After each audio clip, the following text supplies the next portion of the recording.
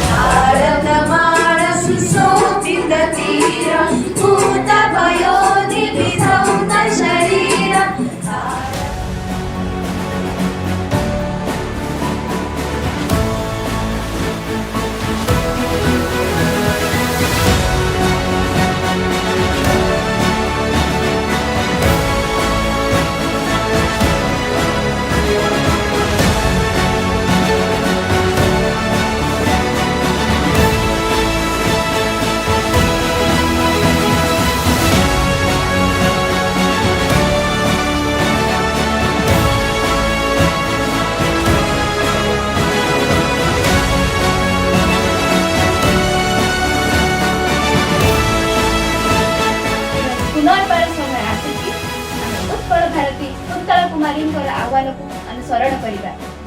ओडिया बोली तू मने गर्व बही चार टेकी तो मथा नीति मने मने गुणी हेउथा पूर्व पुरुष कथा। धन्यवाद। वंदे उत्कल धन्यवाद।